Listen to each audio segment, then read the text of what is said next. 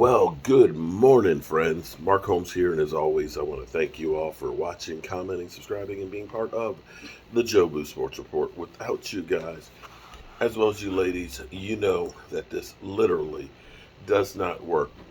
On the road, of course, don't work down the country. Got this house that we have to get finished. Already spilled coffee on my shirt and everything else, but you know how it is. The show's got to go on. So, a couple of notes, of course, today. We've got our rookies working out with our veterans as our team starts building together and beginning their installs. The thing that's crazy about football is compared to back in the day, back way in the early days of football, it used to be that you had like 6, 8 weeks of training camp, you had week long mini camps and things like that because players actually had jobs during the off season. And so it was basically we're all getting together, we're all going to do all this now, and everybody's getting in shape.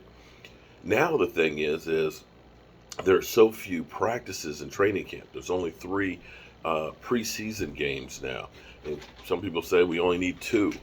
And quite frankly, the preseason games are basically for the guys that are fighting for roster spots more so than the actual veterans. Very few quarterbacks actually do any playing in preseason. Um, so it's important to get these OTAs and on the field teaching. This is where a lot of the work really gets done as far as learning everything else. You don't really hit anymore in practice. You can't tackle a guy to the ground. You only have 17 padded practices in the off season, and then you only have 11 padded practices during the season. So it's actually not a lot of contact. For me, it's still kind of crazy, and I still believe that a lot of the injuries happen because this would be like training for a NASCAR race and you're not driving over 70 miles an hour in training. How do you go from 70 mile an hour driving to 200 come, you know, game day? And that's kind of what it is in football. And hence a lot of the technique and the tackling style and stuff, the fundamentals are lost. And this is why this is so important to have all of the team together to be working.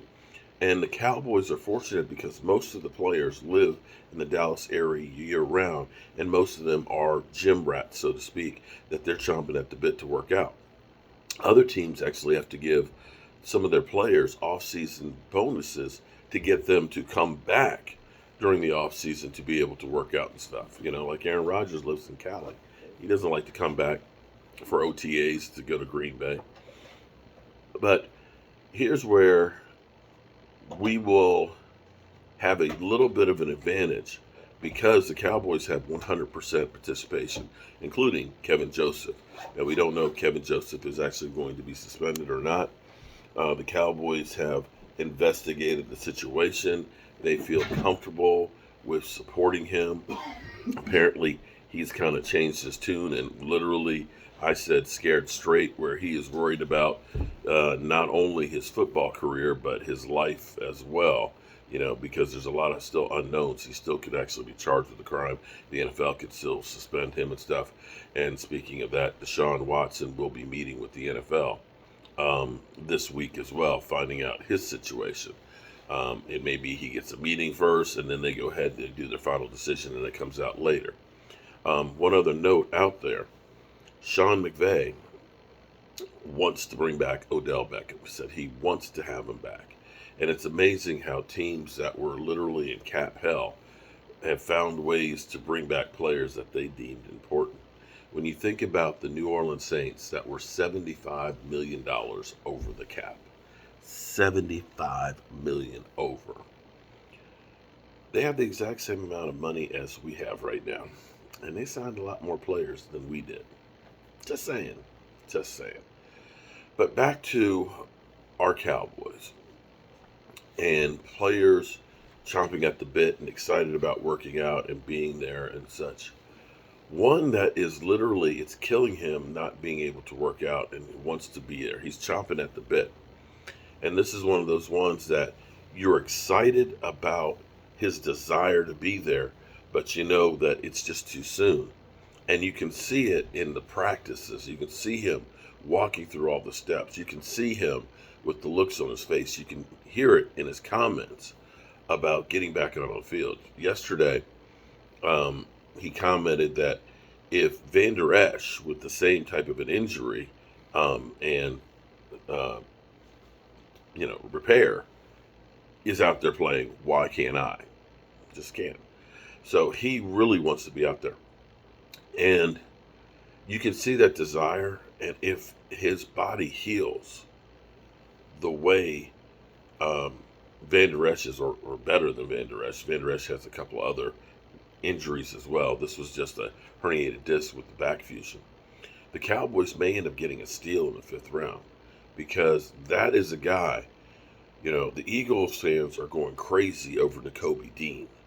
Nakobe Dean's, his offside linebacker, his chasing ability, and everything that goes along with it. Go look at the numbers. Look at the statistics. Nakobe Dean's numbers were like half of what Damone Clark's were. Half. Damone Clark was an absolute positive beast. There was no doubt that guy, had he not had the injury discovered by the Dallas Cowboys training staff, been discovered, would have been a 1st-round drafted linebacker. And when we think about how good Micah Parsons is, this is a guy with that kind of skill, tenacity, and football desire. So you have to understand that not everybody who plays football loves football. Some people are just good at it. And, it's a way that I can make a whole lot of money and everything else. But you can see that Damone Clark loves football. He eats, breathes, drinks football, and wants to be out there on the field. And I absolutely positively love it. So that's where we are as far as those guys go. Sam Williams is still impressing people, and he's another guy that may end up being a steal because of off the field issues. The Cowboys have a pattern where they get focused in on the guy that they truly want in the 1st round, and the 2nd round is always an at-risk guy. I think they feel like if we can get lucky with that 2nd round pick and get a great player who's had some issues, then we'll take a chance. We saw that with Jalen Smith. Of course, they looked at it and said maybe he recovers from the injury and becomes great. We've seen that with Kevin Joseph, Boss Man Fat, and of course, having his kind of questionable off the field issues and so on, having to leave LSU to end up going elsewhere because of off the field issues. We've seen that with players over and over again. We'll see if this time the Cowboys strike gold with Sam Williams, but you cannot deny the guy's size, strength, and speed. He's an inch shorter than Giovanni and Clowney, but he is a 1/10 of a second faster. Excuse me, yeah, about a 1/10 of a second faster than Giovanni and Clowney was. And when you get a guy who can move like that, and Giovanni and Clowney's problem was that he had the microfracture surgery on his knee. He had knee issues. But you get a guy with that kind of speed out there. Oh, Nelly, you talking about something right there. All right, y'all. I've got some work I got to get going, and you're up to speed on everything that is the Dallas Cowboys, and we'll have updates as news breaks on them. As always, I appreciate you guys being here, being part of the show, and keeping me straight. I'll see you soon.